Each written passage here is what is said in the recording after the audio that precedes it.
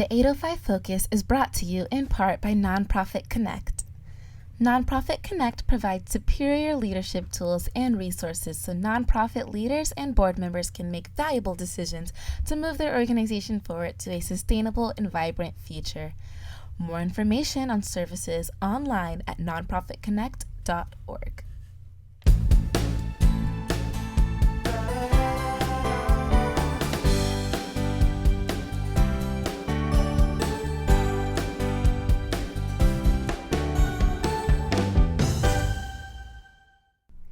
Welcome to 805 Focus. I'm Dr. Cinder Sinclair with Nonprofit Connect, and we will be bringing you the latest on your favorite nonprofits, so get ready to be inspired. Our special guest today is Kate Carter, and Kate is the founder and president of LifeChronicles. Welcome, Kate. Thank you. Good to see you, Cinder. Oh gosh, it's so good to see you. And I'm such a fan of your work. You touch the lives of so many people in such a profound way. And so would you tell us a little bit about what LifeChronicles is up to these days? Well, they touch me. You know, the people that we film touch me as well. I learned from them. Because of COVID, things changed a bit. And just like almost anyone you talk to, especially if they have an organization, it's required us to be innovative, creative, to find a way. And there are some things I think will change permanently for the better. Mm-hmm. I think a lot of things we realize this is going to be better. So we've been doing videos mostly by Zoom, which we used to do some Skype ones from time to time when we couldn't get across the country fast enough or wherever it was requested. And then, but I never really loved it because you can't hold a person's hand or give them a hug or look right into their eyes, but these times have changed and we've had to change with them, and we know it's been going well because they're still blowing kisses to us at the end. Oh. So we feel good about that, and it's made it possible for us to do whatever we need to do. We've done work in California. I was recently filming a young husband in Pasadena who was leaving 2 small children, and done others in Malibu and San Ynez and Northern Cal. So we're still continuing what we do, but we've also taken on other projects too. And toward the beginning of COVID, we realized that we had done a History Now project around the time that President Obama was elected, basically because it was historic to elect this man. So when COVID happened, it dawned on me, wow, this is history worldwide. And so we have a team at the University of Melbourne in Australia that we work with, and we spent 12 weeks with a team of 10 of their interns, ranging from 35 to 20 years old, developing the project called Global Voices in the time of COVID. So we've interviewed 14 countries so far. Wow. All about, has COVID changed how you see yourself, how you see your country, and how you see the world. We're lining up hopefully one in Jordan right now, and we'll keep continuing to do that. But it's been an amazing project to preserve what's happening now. Because, we've done World War II vets, we've filmed people who lived during the Great Depression. Ironically, we filmed people who could tell us about the flu pandemic of 1918. Oh my God. When I was filming a person the first week of March, a lady in her 90s, out of nowhere told us about a half-brother that she'd never known who died of COVID before she was born. I mean, not COVID, the 1918 pandemic, flu pandemic. And it was just amazing that that would even come out at a time when we were just beginning to realize this was happening. Wow. So now, tell me, let's just back up just a little bit and tell me basically, someone hears about your service, they have a person in their family who's going to be passing away, and they want to be filmed giving a message, leaving a message behind to the family.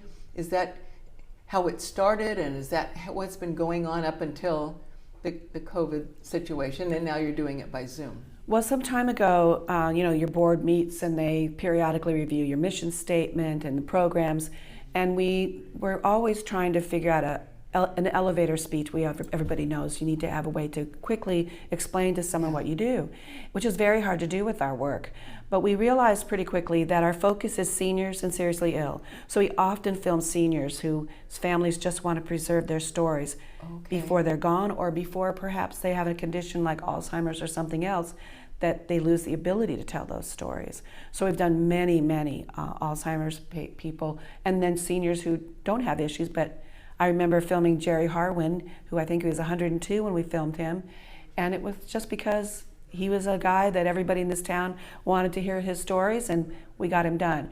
So, but for someone who's in a situation where there's a terminal diagnosis, usually, sometimes the person calls themselves, sometimes it's someone who knows them, maybe a family member or just a friend. We recently have a couple of people who we filmed their mother years ago with the entire family, and she unexpectedly passed away 2 weeks later, which was not expected, but we have this beautiful footage of this whole family together.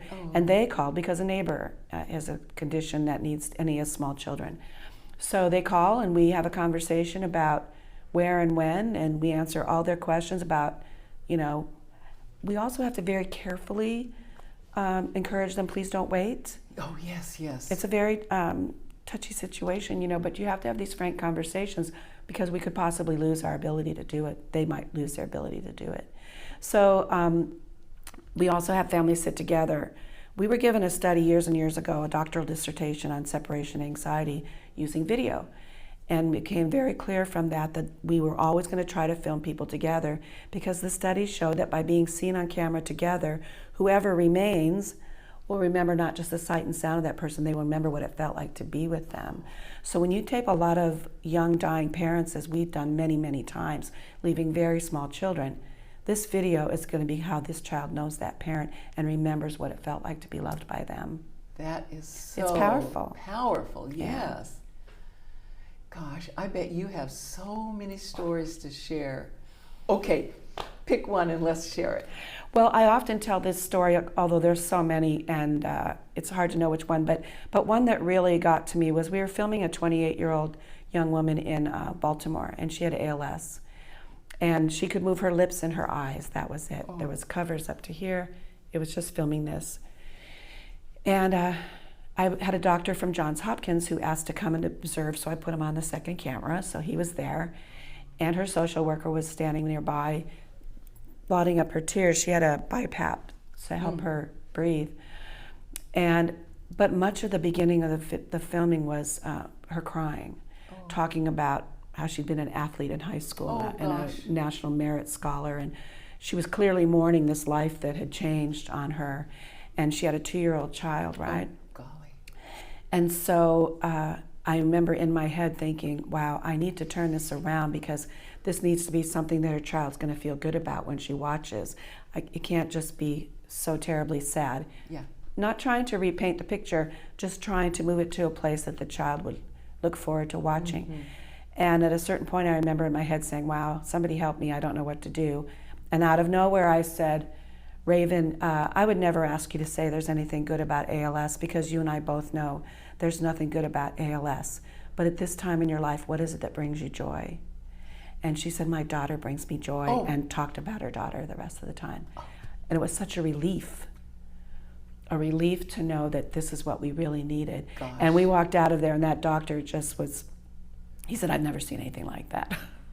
It was amazing. And a week later, her husband called. I was still on the East Coast filming, and he said, Katie, she passed away the next day. And I told her mother today what you had done, and she's ecstatic that her grandchild's going to have that. So it was all great. Oh my gosh. It was great. That is really touching. Yeah. What a gift. Right. And for us to experience that with her, right. You know. So how long have you been doing this?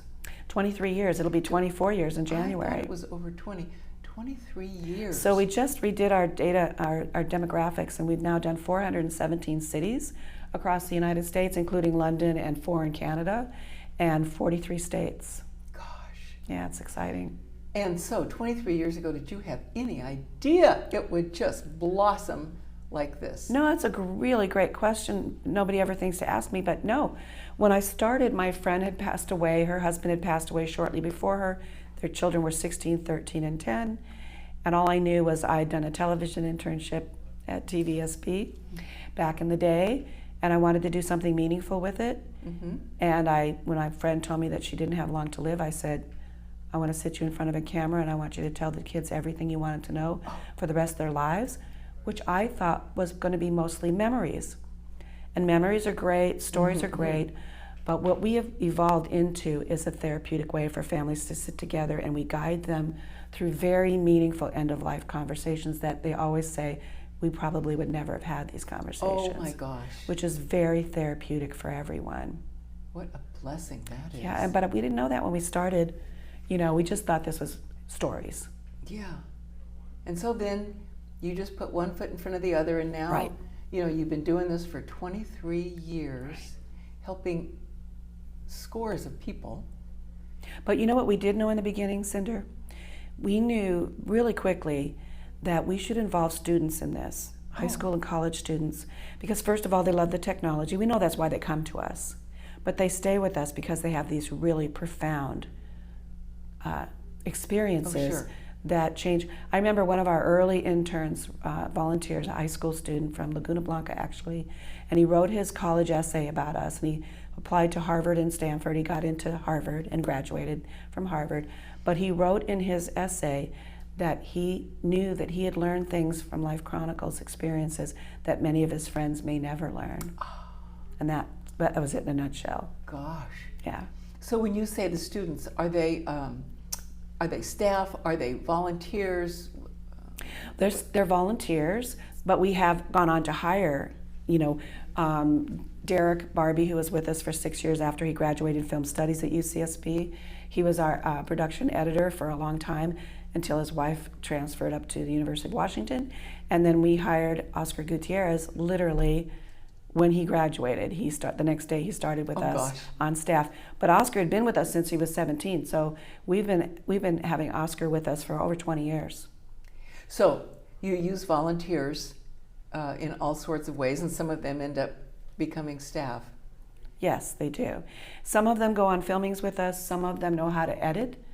They're familiar with Final Cut, which is what we use. Mm-hmm. Some of them come in and edit photos and scan photos that we use in the videos. Some of them transcribe videos, which is going to become important because we are creating for over 10 years, we've been creating an educational project that one of these days we'll initiate called LifeSpace. We've already reserved that name.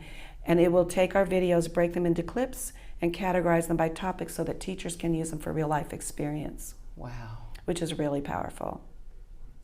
You are absolutely amazing. And so you just open yourself up to these ideas. Yes, that's what it really is, Cinder. And they come and you pay attention and then you execute. You're amazing, because that is what it is. I remember when I didn't know what I wanted to do after my internship, I remember saying, okay, well, I'm just going to open myself up to the universe will show me what it is one day.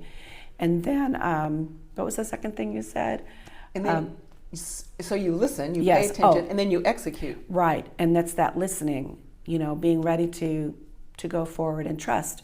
I remember the day I decided I had to do this, I thought, I'm just going to step off that cliff and trust and believe that I will not hit the bottom.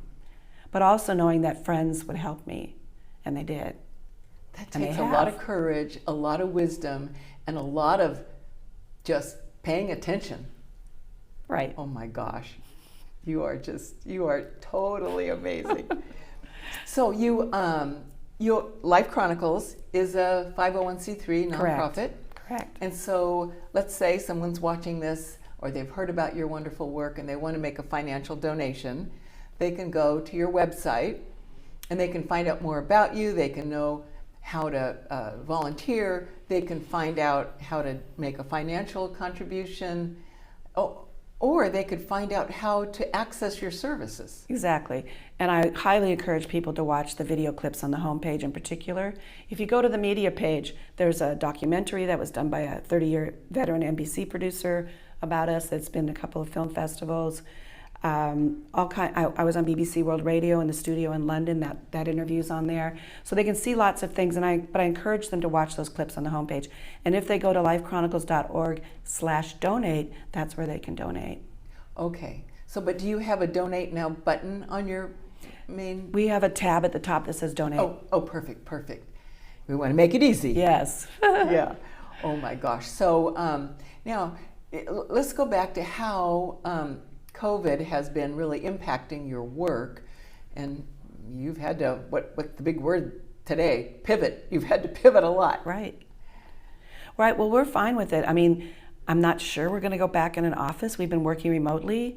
I have people working remotely editing, and I have people helping with, we've decided to scan all of our paper and get rid of all our paper. Good. After we found out from my sister, who's a legal assistant, that attorneys have been doing that for a long time. So I thought, well, so we've just been reorganizing, but also continuing to do our work. Sometimes in person, we're very careful, we're masked. I don't even take a crew anymore. We try to minimize it so that there's as little exposure as possible to the people that we're serving. We don't want to put them in jeopardy, you know. But it's been going great. It just required us to look at everything and say, yeah, we can still be here. Mm-hmm. So you adapt. Sometimes you Zoom if they're Right. in another state or even country. Right. If they're in California, there's a good chance that you could actually go there in person. Right. But you just sort of assess each one. Exactly. And we coordinate with the family to make sure it works for them, you know. If they'd rather we did Zoom because of, you know, the precarious health of a person, you know, Gotcha. that we want to film, we will do that. But mostly, you know, it's been working. Because you make it work. Well, you have to. How many staff do you have? Right, I'm the only on-staff person Okay. right now. Everyone else is volunteers. Oh, It's gosh. funny, we're going through staffing changes, and literally the month before COVID broke, we had this board meeting. Okay, it's time to staff back up. You know, we're in a place where we're going to do that again, and all this happened. And I'm grateful we didn't have staff when that happened, because we probably would have had to let them go. Oh, We wouldn't be right. able to afford to keep them during COVID. So it's working out, but we do plan on staffing back up, no question. Oh gosh. Yeah, you gotta always be, you know, ready for whatever comes. Right. So, okay, tell us another story. Gosh, so many stories. I remember really early when Tim Tremblay in town, Oh, uh-huh. we filmed his dad, and it was one of the very, very early videos, and he was a total character. And I remember he asked us to bring the footage to show it to him. And by this time he was bedbound. He wasn't when we filmed him, but pretty shortly after he was. And so he came in, and they had the DVD player. No, back then it was VHS, Oh, come to golly. think of it. So they had the machine set up and the TV, and he was lying there with his eyes closed in bed, and I thought, well, how's this gonna work? Yeah. And then they turned it on, start playing, and he opened his eyes, and then he started making comments what he's hearing. And then he got up on one elbow and is talking and pointing at the TV and everything. And he turns to Tim and he goes, wow, this is enough to make me live for another week. Oh my gosh. But then years later, I had a man whose family wanted to film him. He was an elderly man, and he was reticent about doing it. And so I showed him clips from Tim's dad, and he goes, oh, I can do that. Oh gosh. So, you know, that's why we think it's important for people to watch the clips, because then they'll go, yeah, I can do that. Yeah, so go on the homepage and watch the clips. Right. Because I can understand how that could be a little scary or unsettling. Well, the call is scary. I think the first call is scary. Yeah. I always thank that person who called, especially if it's a person who's been themselves given a terminal diagnosis, to have the courage to call. And they're often in tears, and I let them know, look, if you live to be 90, you'll still be glad you did this now. Yeah. But please don't wait. Let's do this before things change in any way than you wish we hadn't waited. Are there, to your knowledge, are there other organizations like this around the country? Or? You know, for a long time we hadn't heard of anybody, and then there was and I don't know if they still exist or not, because I keep telling people we're really too busy to keep track of all these people. Sure.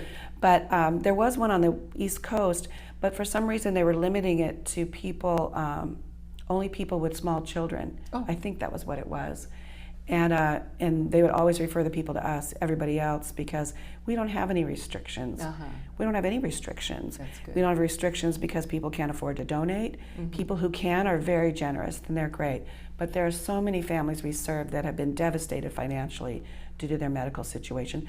They're often going to lose a spouse who was part of the breadwinning in the family, you know, and leaving little children. So nobody gets turned away. So you'll still film a family even though they can't afford it? Oh, absolutely. We've And done I'm it sure you many, do that many all times. the time. All the time. And also, will say, and you might see it from time to time on Facebook, because I know you see me on Facebook. Yes. But we often have those families. I have a young widow in Boston who often makes the point of saying, we're so grateful, Katie, that you didn't ask us for anything, because we didn't have it. And she's raising 2 small children by herself. So, you know, it's important that people are served, and so we find ways to get it done. Gosh, what a blessing you are. Golly. Well, we just have a few seconds left, actually. Is there anything else you'd like to say to our audience? Well, I really want everyone to know that COVID has not stopped us, that we're continuing to do what we do. And we look forward to anyone who needs our services, and they'll be glad that they did. Yes. Everybody's glad they did. Nobody regrets doing a video, but they often regret that they didn't. Oh, gosh. I hear that a lot. Very good point. Yeah, I hear Well, that. thank you so much for your wonderful work. Thanks for having me, Cindy. And thanks for being here. And thank you for joining us on 805 Focus, and we'll see you next time.